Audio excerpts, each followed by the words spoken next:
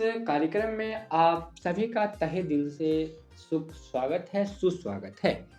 तो आज हम लोग एक ऐसे इतिहास के पन्नों को पलटेंगे जो कि आपको एक प्रेरणादायक स्रोत देगा। आज इस कार्यक्रम का प्रसारण दिशा आईएएस फैक्ट्री के फाउंडर कम को-फाउंडर निशांत कुमार के द्वारा किया जाएगा। तो आज का हमारा इतिहास का पन्ना हम पलटेंगे झांसी की रानी लक्ष्मीबाई, होलकर और महाराणा प्रताप, शिवाजी महाराज। इन पर आधारित हम लोग कुछ प्रश्न उत्तर को देखेंगे जो कि आपको बेहद पसंद आएंगे। तो आज का हमारा प्रथम प्रश्न है, ग्वालियर का युद्ध किसके बीच हुआ था? ब्रिटिश और पेशवा के बीच, ब्रिटिश और सिंधिया के बीच, ब्रिटिश और मराठा के बीच, ब्रिटिश और होलकर के बीच। तो यहाँ पे जो हो जाएगा विकल्प ब्रिटिश और सिंधिया इसका सही उत्तर होगा। ग्वालियर अभियान किस वर्ष हुआ था? 1803, 1817, 1843, 1857। तो यहाँ पे विकल्प जो हो जाएगा 1843 इसका राइट आंसर होगा। अगला प्रश्न, तृतीय आंग्ला मराठा युद्ध कब हुआ था? 1775 से लेकर के 1782 तक, 1802 से लेकर के 1806, 1817 से लेकर के 1819, 1853 से लेकर के 1845। तो यहाँ पे जो हो जाएगा विकल्प 1817 से लेकर के 1819 इसका राइट आंसर होगा। अगला प्रश्न आपके स्क्रीन पे ये रहा, तृतीय आंवला युद्ध में पेशवा बाजीराव द्वितीय का क्या हुआ? वे युद्ध में अंग्रेज से जीत गए, वे युद्ध में अंग्रेज से हार गए और पेंशन पर पेशवा पर भेंट दिए गए, वे युद्ध में मारे गए या वे युद्ध में घायल हो गए। तो यहाँ पे वे युद्ध में हार चुके थे और पेशवा पर भेज दिए गए थे। ग्वालियर की संधि कब हुई थी? 1775, 1802, 1817, 1800। तो यहाँ पे जो हो जाएगा विकल्प 1817 इसका राइट आंसर होगा। अगला प्रश्न, कोटा सराय का युद्ध कब हुआ था? 15 अक्टूबर 1857, 15 अक्टूबर 1857, 15 अक्टूबर 1857 या फिर 15 अक्टूबर 1857। तो यहाँ पे जो हो जाएगा 15 अक्टूबर 1857 इसका राइट आंसर होगा। अगला प्रश्न, कोटा सराय के युद्ध में अंग्रेजों का नेतृत्व किसने किया था?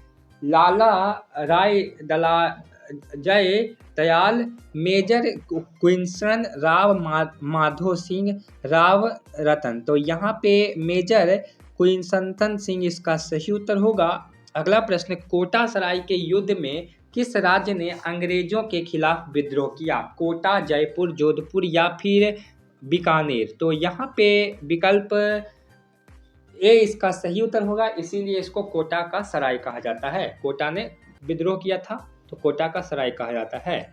कोटा सराय के युद्ध में विद्रोहियों का नेतृत्व किसने किया था? राव माधो सिंह, लाला जय दयाल, मेजर विल्किंसन या फिर राव रतन। तो यहाँ पे लाला जय दयाल इसका सही उत्तर होगा। कोटा सराय के युद्ध में विद्रोहियों का उद्देश्य क्या था? अंग्रेजी शासन को खत्म करना, राज्य की स्वतंत्रता स्थापित करना है। यह दोनों कथन सत्य हैं या फिर इनमें से कोई नहीं? तो यह दोनों कथन बिल्कुल सत्य हैं। अगला प्रश्न, भारतीय संसद का मुख्य उद्देश्य क्या था? देश की रक्षा करना, आर्थिक नीति को लागू करना, कानून बनाना और देश के नीतियों का निर्वहन करना, अंतर्राष्ट्रीय संबंध का प्रबंधन करना। तो यहाँ पे विकल्प सी इसका सही उत्तर होगा। भारतीय संसद में दो सदन हैं, लोकसभा और राज्यसभा, विधानसभा और विधान परिषद, लोकसभा और विधानसभा, राज्यसभा और विधान परिषद। तो यहाँ पे विकल्प ए इसका सही उत्तर होगा। लोकसभा के सदस्य चुने जाते हैं प्रत्यक्ष चुनाव द्वारा, अप्रत्यक्ष चुनाव द्वारा, नियुक्त द्वारा, मनोनीत द्वारा। तो यहाँ पे विकल्प ए इसका सही उत्तर होगा, प्रत्यक्ष चुनाव द्वारा। प्रत्यक्ष चुनाव का मतलब आपको बता दें कि जो किसी भी पार्टी को हम चुनते हैं, जैसे कि हम वोट देते हैं, वो अप्रत्यक्ष चुनाव हुआ, और हम अपने प्रतिनिधि को चुनते हैं और प्रतिनिधि उसको वोट देता है, तो उसको कहते हैं अप्रत्यक्ष चुनाव। भारत में दो तरह का चुनाव होता है, प्रत्यक्ष और अप्रत्यक्ष। प्रधानमंत्री का जो चुनाव होता है वो प्रत्यक्ष रूप से होता है और राष्ट्रपति महोदया का जो होता है वो अप्रत्यक्ष रूप से चुनाव होता है।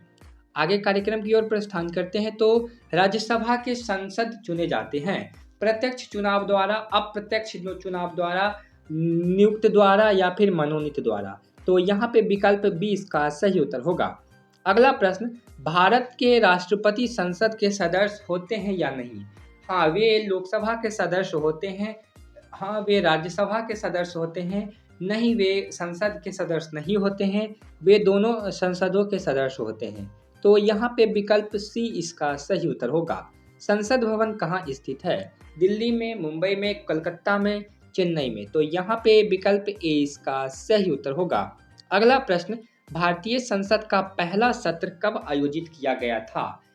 1870 में, 1848, 1947, 1948, 1949, 1950। तो यहाँ पे जो हो जाएगा विकल्प ए इसका सही उत्तर होगा। अगला प्रश्न, संसद भवन के डिजाइन और निर्माण का श्रेय किसे दिया जाता है? सर एडविन ल्यूथिन और हर्बर्ट बेकर, पंडित जवाहरलाल नेहरू, सरदार वल्लभ भाई पटेल, मोहनदास करमचंद गांधी।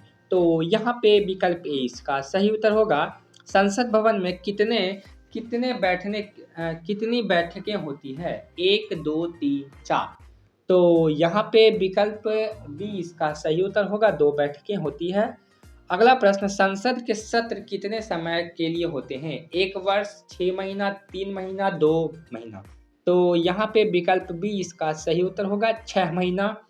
कैसा लगा आपको संसद भवन पर और राष्ट्रपति पर ये सब मिक्सअप सामान्य ज्ञान कैसा लगा? कमेंट करके बताइएगा। अगर आपको अच्छा लगा होगा तो लाइक कीजिएगा, चैनल को सब्सक्राइब अवश्य कर लीजिएगा आगे कार्यक्रम को जानने के लिए। धन्यवाद, मिलते हैं अगले प्रसंग में।